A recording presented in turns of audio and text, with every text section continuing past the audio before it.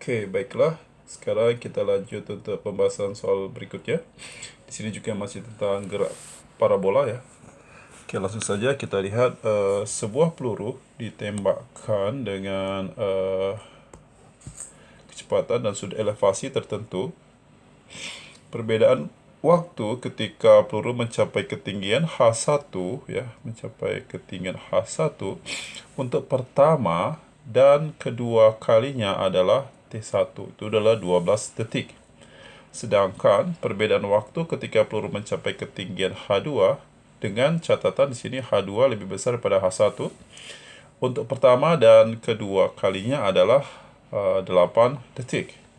Nilai H2 dikurang H1 sama dengan berapa? Oke. Nah, pertama-tama kita coba buat ilustrasi dari gerakannya dulu ya. Oke, saya buat di gerakannya ini gerak parabola ya. Oke. Kita buat seperti biasa. Oh, tuh kebesaran nampaknya. Kira-kira seperti ini gerak parabolanya ya. Nah, di soal di sini dikatakan untuk ketinggian H1 ini saya buat titik di sini. Posisi di sinilah sebagai H1 seperti itu ya. Nah, ini kan ketinggian H1 kan ada juga untuk ketinggian H1 yang kedua kalinya. Itu di mana? Nah, itu di sini. Ini juga H1 begitu kan? Kan sama ya. Ini saya buat ilustrasinya di titik A, di sini titik B ya.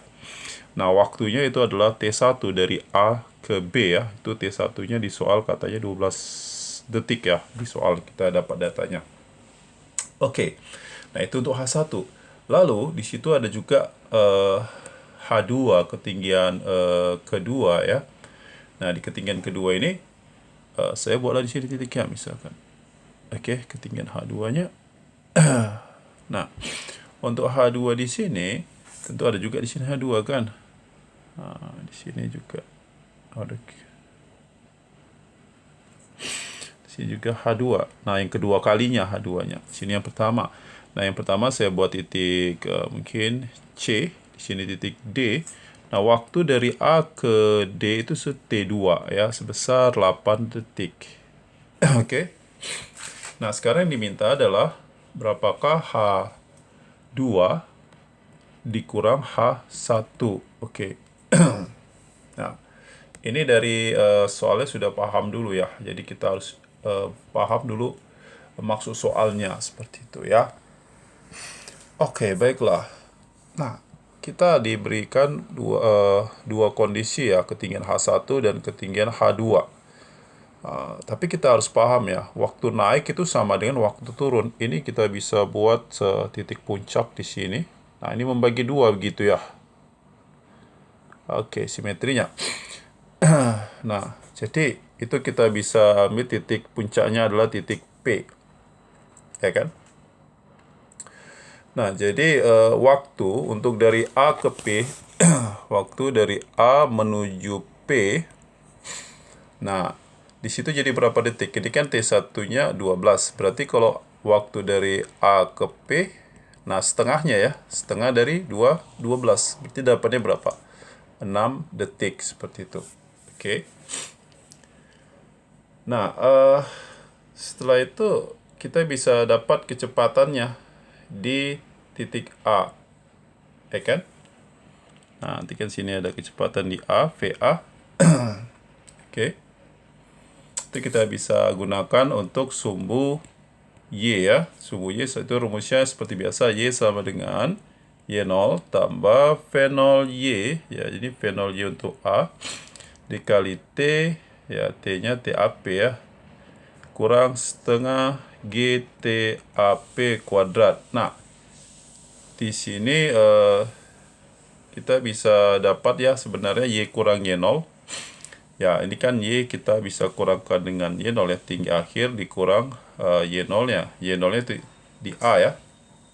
Nah, ini Y dikurang Y0 itu adalah H1, oh sorry, Y0-nya H1 ya.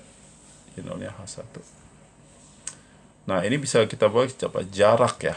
Oke, itu jarak ya. Oke, ini jadi V0 YA TAP dikurang setengah GTAP kuadrat. Jadi ini bisa ambil SAP ya, jarak vertikal dari A ke P ya. Nah ini kita V0YA atau VO ya jadinya ya. Nah TAP-nya itu tadi berapa detik? 6 ya. 6 dikurang setengah kali 10, 6 kuadrat. Oke. Tapi kita nggak tahu sih VOY-nya berapa kan gitu. Kita gunakan sumbunya juga, tapi pakai yang ada T-nya itu VTY ya. Jadi VTY untuk A sama dengan V0Y untuk A ya kan, dikurang G GT ya. Ada rumus ini juga kan. Sebenarnya rumus awalnya sih ini VT sama dengan V0 ditambah AT ya kan. Ini rumus basicnya gitu. Oke, ini VTY itu kan di titik P ya, itu 0 ya. Jadi sini VTY jadi 0 di atas itu ya. Nah, jadi 0 sama dengan ini V0YA kurang 10 kali T-nya yang tadi, 6. Nah, berarti kita bisa dapat 60 lah si V0YA. Nah, bisa kita substitusi ke sini dia.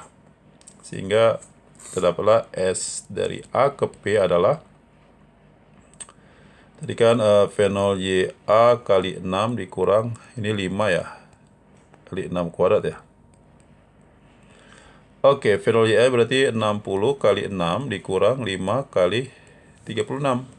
Berapa ini? 360 dikurang, ini 0. Ya, 0. 3 ya. 30. 15, jadi 180. Oke, berarti jawabannya 180 meter. Itu jarak dari A ke P ya, secara vertikal ya. Nampaknya tidak muat tempatnya. Sebentar, saya kecilkan dulu ya. Oke, sebentar. Mungkin bisa kita geser sedikit.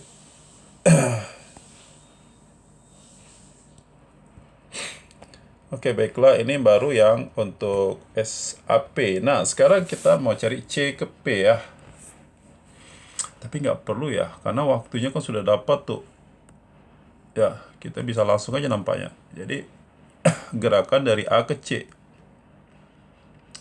Dari titik A menuju C. Nah, itu kan dari A ke C ini berarti udah jadi H2 kurang H1 udah sama dengan jarak vertikal untuk A ke C gitu, ya kan? Nah, T-nya berapa? TAC. Nah, TAC-nya bisa kita lihat di sini. Ini kan dia 12 sama ini, berarti kan untuk T2-nya 8. Berarti dari C ke P, jadi TAC itu adalah TAP dikurang TCP ya. Nah, tadi TAP berapa? 6 ya. TCP 8 berarti 4. Sehingga dapatnya 2 detik. Seperti itu. Nah, itu kita gunakan untuk mencari SAC-nya. Kita pakai rumus V0Y ya, di A ya, kali T dikurang setengah GT kuadrat. Nantinya kita pakai yang ini ya. Nah, V0YA-nya tadi dapat tuh. Nih, V0YA-nya 60 ya. Jadi ini 60 dikali T-nya 2 dikurang setengah kali 10 kali 2 kuadrat ya. Oke, seperti itu dia. Jadi berapa nih? 120 dikurang 5 dikali 4 ya. Jadi 120 dikurang 20 sehingga hasilnya kita peroleh adalah 100 meter. Oke, baiklah. Coba diperhatikan dulu. Nanti bisa di screenshot ya. Coba pahami.